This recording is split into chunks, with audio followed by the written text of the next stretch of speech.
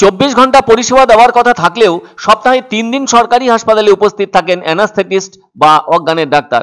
অভিযোগ আছে, জরুরি পরিস্থিতিতে গর্ভবতী মা হাসপাতালে এলে স্থানান্তরিত করে দেওয়া হয় অন্য হাসপাতালে। এদিকে এমন অবস্থায় যদি রোগীকে নিয়ে যাওয়ার সময় পথে খারাপ কিছু ঘটে যায়, তার দায়ভার তখন কার উপর বর্তাবে, এই প্রশ্ন আম জনতার। প্রসূতি বিভাগের চরম অব্যবস্থার ছবি লক্ষ্য করা যাচ্ছে নদিয়া জেলার শান্তিপুর স্টেট জেনারেল হাসপাতালে।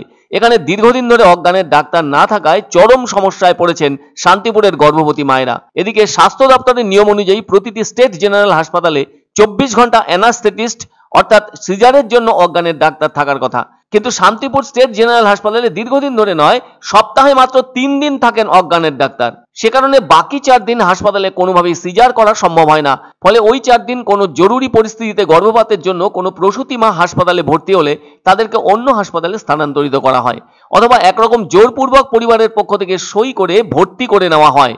যদি রোগীর কোনো সমস্যা হয় সেক্ষেত্রে ওই পরিবার দায়ী হয়ে থাকবে। অন্যদিকে প্রসব যন্ত্রণা নিয়ে যদি কোনো গর্ভবতী মহিলা হাসপাতালে ভর্তি হন এবং সঙ্গে সঙ্গে তার সিজারের প্রয়োজন হয়, সেক্ষেত্রে অজ্ঞানের ডাক্তার না থাকার কারণে নিরুপায় হয়ে তাকে অন্য হাসপাতালে পাঠিয়ে দেওয়া হয়। প্রশ্ন উঠছে, এই সময়ের মধ্যে যদি মা ও বাচ্চার কোনো খারাপ কিছু ঘটে তাহলে তার দায়ভার কে নেবে? এ ব্যাপারে নদিয়া জেলার স্বাস্থ্য আধিকারিক ডক্টর জ্যোতিষ চন্দ্র দাস বলেন, পশ্চিম বাংলার মধ্যে সবচেয়ে বেশি সিজার হয় নদিয়া জেলায়। সেক্ষেত্রে আমরা চেষ্টা করছি যাতে গর্ভবতী মায়ের নর্মাল ডেলিভারিতে সন্তানের জন্ম দেওয়া যায়। তিনি বলেন, আমরা অনেকটা এতে সফল হয়েছি এই ধরনের স্বাভাবিক প্রচেষ্টায়। তবে শান্তিপুর স্টেট জেনারেল হাসপাতালে বর্তমানে একজন মাত্র অজ্ঞানের ডাক্তার রয়েছেন আর 4 জন প্রসূতি বিভাগের চিকিৎসক আছেন। অন্যদিকে এ বিষয়ে জাতীয় মহিলা কমিশনের সদস্য তথা বিজেপি নেত্রী অর্চনা মজুমদার বলেন, ওই বিষয়টা আমার জানা ছিল না, তবে এই প্রসূতি বিভাগ অত্যন্ত গুরুত্বপূর্ণ একটি বিভাগ। তিনি জানান, এ ব্যাপারে কথা বলে চেষ্টা করবেন যাতে শান্তিপুর স্টেট জেনারেল হাসপাতালে প্রতিদিনই অজ্ঞানের চিকিৎসক থাকেন। অন্যদিকে সাধারণ মানুষও চাইছেন এখানে যেন প্রতিদিনই অজ্ঞানের ডাক্তার থাকেন, আর জেলা স্বাস্থ্য দপ্তরের পক্ষ থেকে সেই ব্যবস্থা যেন করা হয়, না হলে তারা কঠিন সমস্যায় পড়বেন। For your good information, I am telling Nadia district in West Bengal is the highest cesarean section district, and we are not encouraging cesarean section at all at Nadia district. We are worrying about the normal delivery system.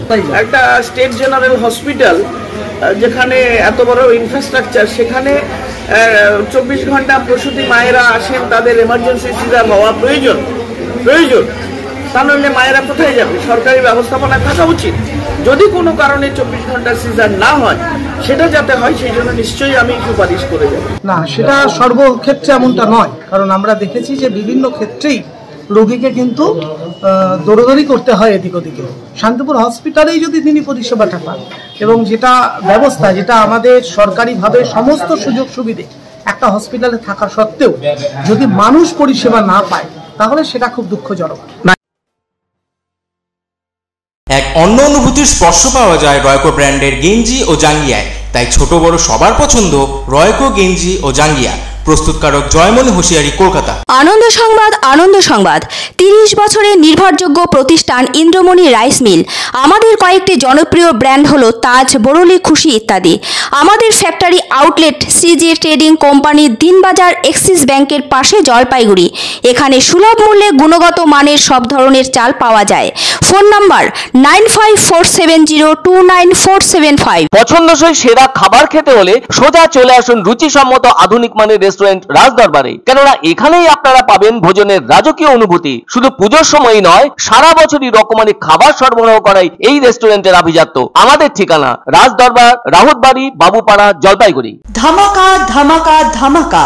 Sunrise মার্বেলের নতুন showroom শীঘ্রই আসতে চলেছে জলপাইগুড়ি গৌরীয় মঠের পাশে নতুন করলা সেতুর কাছে। এখানে পাবেন আধুনিক টাইলসের রকমারি সম্ভার।